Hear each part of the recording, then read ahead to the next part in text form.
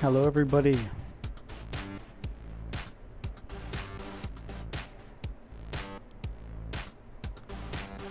Happy Monday. I do have a special stream here tonight for you.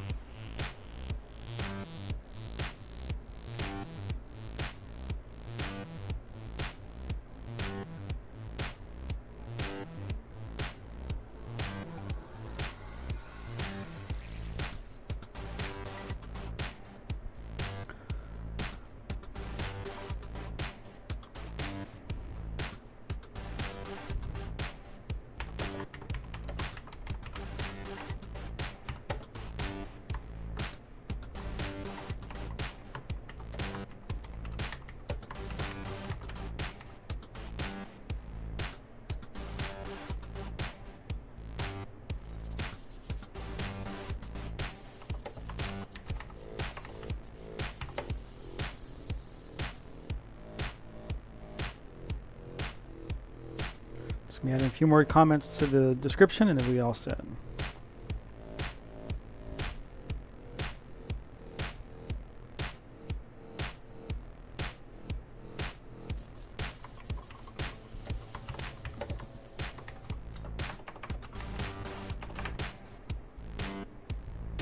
Okay.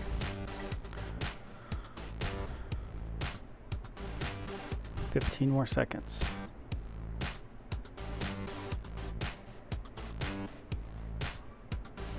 My chickens are going crazy out there. Okay, and 3, 2, 1. 3, 2, 1. And transition.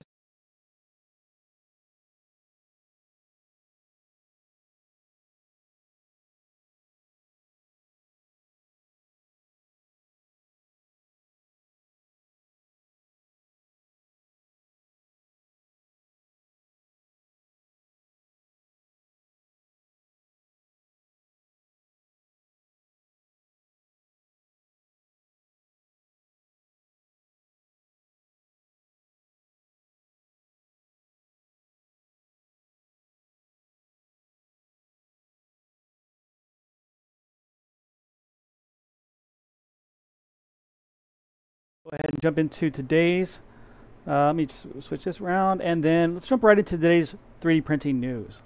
First, we're going to start off with, on YouTube, we got a 3D printed home that could be constructed for under $4,000.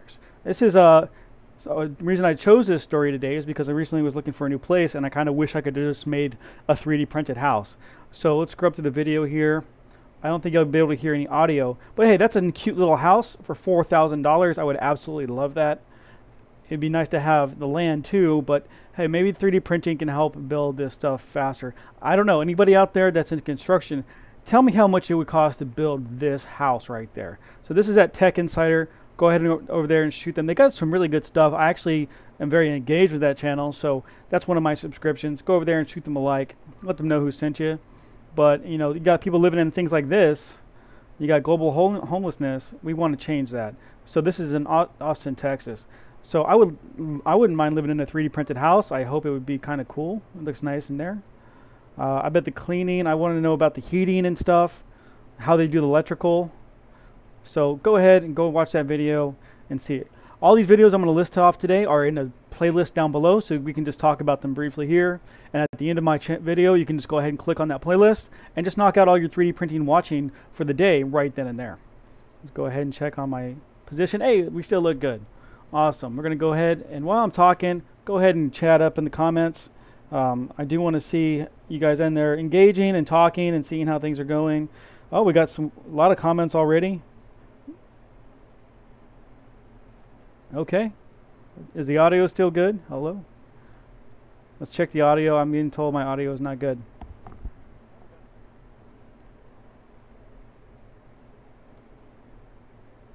Interesting. Okay, thanks everybody that let me know that my audio is good. Oh God, the pressure's on. Okay, let me get rid of this. Now let's go back over to the next video. It's going to be Ant-Man. You know, Ant-Man took us all surprised with the Marvel Universe, so it's kind of nice to know that Ant-Man has got his little place in the Marvel Universe and is going to take a big chunk out of Avengers 4. But this gentleman from 3D printed props, he's got, you know, less subs than, well, actually a little bit more than me, but he's doing some great videos. I like his hook. I like his background. He's got a great set. This guy's going to, you know, work his way up. But he made a 3D printed Ant-Man helmet. And, you know, that's kind of lead into the project of this week, because every week here at Today in 3D, we, or Print from SD, we actually start a new project. Last week it was pegboard. We did some pegboard stuff. This week we're going to do something different. Tune into the end of the video to learn what it is. But this Ant-Man helmet looks pretty cool. He found some lenses and everything, and he printed it off in different pieces, glued it all together. I have a buddy that that works on the same base as me, and he makes 3D printed helmets for him and his son. So I think that's really cool as a hobby. He says it saves him a lot of time instead of doing it with cardboard. And if you are interested in buying a helmet design, you can go to where he went, which was, I believe it was Do3D. Do3D was it called. But I am interested in looking into that stuff, and we might just be doing that soon. So shoot him over, go over there, shoot him a like, and then come on back here. Let's talk about the next thing. Obviously, Angus has come up with something cool. Sorry about the derpy face there, Angus. But he's been working on 3D printed Rubik's Cubes. You can see down here in the corner. And he's actually found a way to make a Rubik's Cube style puzzle out of any shape. And it's called Everything to SD, or 3D to 3x3. Where'd it go? So this is software. You can plug in your any design, any 3D printed design at all, scale it up to the size, and you actually can make that a 3D printed puzzle. So it works just like a Rubik's Cube does. So he took some of his old designs, plugged it in, and you can actually see that it's a 3D printed puzzle. So you want to maybe take a 3D scan of your loved one and turn them into a puzzle. That might be something you can do. So head on over to Angus at Maker's Muse, check out his files. He does have a Patreon. He also has Gumroad, which is a website you can pay or donate money to his files when you buy them or you download them. His favorite thing was the pineapple. I guess you can even take a 3D scan of a pineapple that's been cored out, but he says it's weird because it's got no defined edges. All right, moving right along. Let's check the comments real quick. All right, we're here at 120% scale for, this is the 3D printed hand. So this is what I've been noticing a lot in 3D printing, is that if you put 3D printed prosthetic or child prints 3D printed hand, you're going to get a lot of traction. So this gentleman here at 3D Print Channel, he actually created a 3D printed hand for a design challenge. There might be some rules and stuff. So it's a submission video. Go over there, check out this thing. I'd like to know if any of you have any family members that have used 3D printed hands and how much those things traditionally cost. So it's kind of cool that we're making this kind of technology. I do see us finding different ways to make ourselves better using 3D printing, and this is just the start. Hello, Outdoor Tuber. We got Peyton Imler Kinsley. Let's see, $1,200 for that house. Wow, that's awesome. So that, you know, saves you $8,000. Let me go ahead and check. I think people are saying my audio.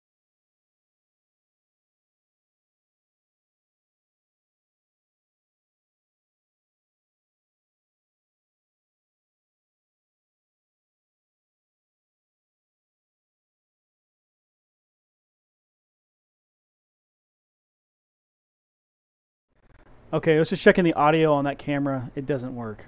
So I'll refrain from using that one. What about this one right here?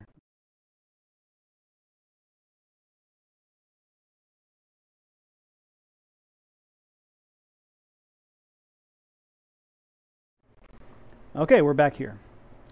Next up, got the pretty hand. And this gentleman here over at CNC Kitchen, he's quite adorable. I don't know if you guys are going to be able to hear it, but this guy here, I'm not sure of his name, but he's he's awesome. I love his channel. I love his videos. They're always informative. They always give me some project ideas I want to do. And this week he goes over, sorry about the derp face. God dang, I can't get away from the derpy face. He goes over wet and dry plastic. And this is important because when your filament gets a bunch of, we covered this a little bit last week, when your filament gets a little bit of water in it, no matter how good your print is, you end up with some bubbles on the outside of your prints because it's got water in there. So it boils up and then it extrudes too much or has gaps in it. So he actually goes into the science of how that happens, what happens when it's wet, and he goes through different degrees of moisture and how to extract the moisture. And we're all kind of on the same page here. A food dehydrator works well. You can actually put PLA and ABS in a oven to a certain very low temperature. You don't want to melt your plastic in your oven, but you're actually able to pull that water out of the filament to make your prints even better. And he goes into science. Like, this guy is straight up doing science fair stuff every single video. Let me see. He's got some charts here I want to scrub through. He puts it in the oven. He makes test brackets, and then he prints them. So that's wet. That's dry. There's his hooks, and he comes up with charts and everything. So he can actually get to understand the science, and that's really informative. So good job over there at CNC Kitchen. Go ahead and shoot him a like. Let him know where he came from. And last today, we have, of course, the king of the nerds, of the 3D printing nerds. We have Joel Telling with the 8-day print. Let's go ahead. You can see that he has this, he's got this freaking city tower thing. It's like called Monstrosity Towers or something like that. But basically, it's a fractal city. So the cities that are down here are the same cities that's here, and it just kind of repeats itself as it goes up and up. Really cool, and he goes into all the problems he had with it, what he did to make a really long print, and encourages you to not be afraid of making large prints. So that's why you got a bigger printer, so you want to actually make large prints. He goes over some of the mistakes the machine made and where it's going to end up going. He's going to punish props. We've covered them briefly. They make great prop videos and tutorials. And let me see if there's anything I missed. He does go over the defects of it and where to go get it. So if you're interested in making big things, like big 3D printed cities or small fine details, go ahead and shoot over to 3D Printer Nerd and see what he's got. All right, while we're waiting for the next part, let's talk about my Twitter. You can go ahead and shoot me a tweet over at printfromsd3d. I'm on Instagram under the same username. That way we can engage. I want to build a community here. All right, moving on. Let's talk about in the news. In the description, there's some very interesting news, and I always thought that 3D printing can help with pretty much any hobby. But there's some things I never thought would actually be applicable, like arts and stuff like that. But let me slide over. I'll talk about that in a moment. But 3D printed ballet shoes. We all know ballet or ballerinas. Live stream. Ballerinas are notorious for having torn up feet because they have to stand straight up on them. So somebody actually created a 3D printed shoe made for ballerinas that actually reduces the pain in their foot.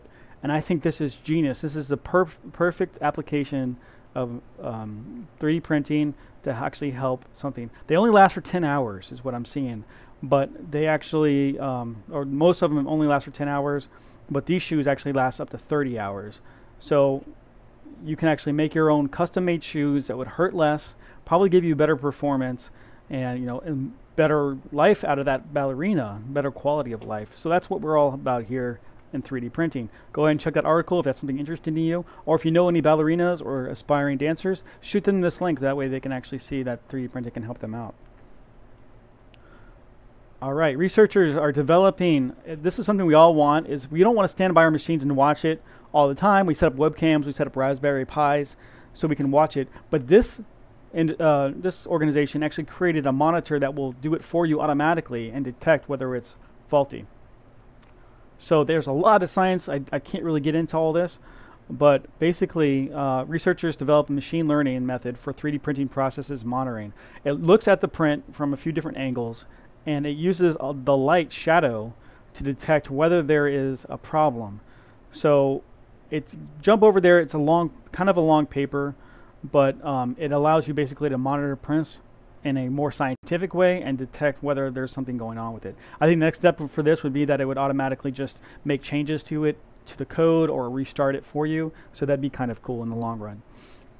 All right, next up in news, and it's kind of just something real dry, real quick. But basically, I want to work for a 3D printing company. I want to be in that industry when I leave the service. But I want to check out, if you're interested right now and you're in the job market, eSun is looking for dealers and distributors, meaning that they will set you up with a team and you learn how to sell these 3D printers and distribute and service and maintain them. So here are the requirements. It's devoted to 3D printing. Check. Shares same mission value and has some understanding of products of the eSun. Well, I don't know them that well. Enthusiastic? I got it. Let's go. Hire me. Ambitious and willing to become the son of, yeah, I'm trying to get a job. But has professional team comprised of 4 to 5 people that are dedicated to the marketing. So I don't see any requirements here that says that they need to have a degree or that they need to have a number of years of experience. They're looking for traits that are actually more intangible, which is good. So head on over there. They have a marketing department they want you to email. So if you're interested in working in the 3D printing industry, or additive manufacturing as it's called, head on over there to that link. All the links are in the description down below. All right, now let's go ahead and talk about the project of the week. Let's move over to the big.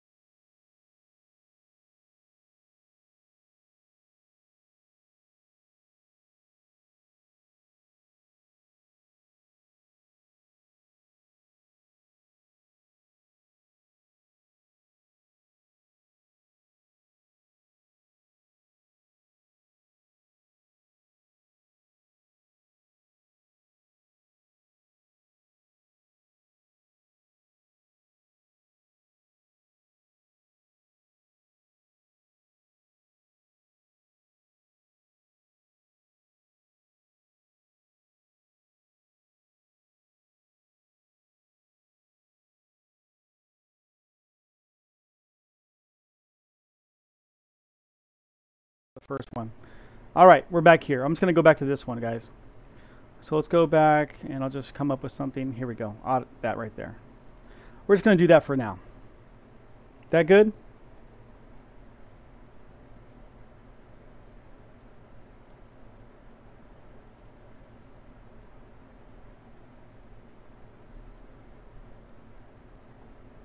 No.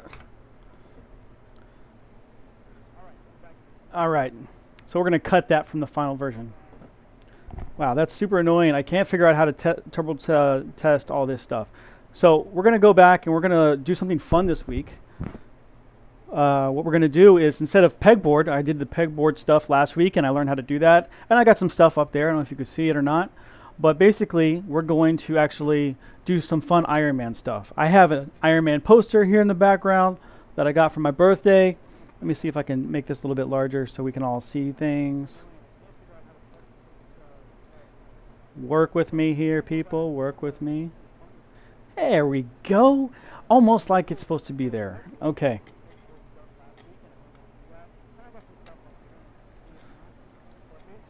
All right, so we have Iron Man this week. I got the designs right here. I just worked them up on my holographic assistant, AI, and we're going to make some Iron Man stuff today. I do have a link in the description to Nico Industries. I did the helmet before from Nico Industries, and I did one from Thingiverse, and the one from Nico is way better. You can print it up in different pieces, or you can print it all as one, and it did fit right over my head, my big grape, without any freaking cuts to it. So go ahead and check out Nico Industries, and if you're interested in making an Iron Man stuff, maybe like we can collaborate and we can like make the accessories and the arc reactor. So we're gonna make the Iron Man stuff this week. So every day you're gonna see an update about something from the Iron Man project. So how's that sound, guys? All right, now let's go to some comments real quick, and hopefully we've got some good questions in the comment section. Let's see what we got here. All right.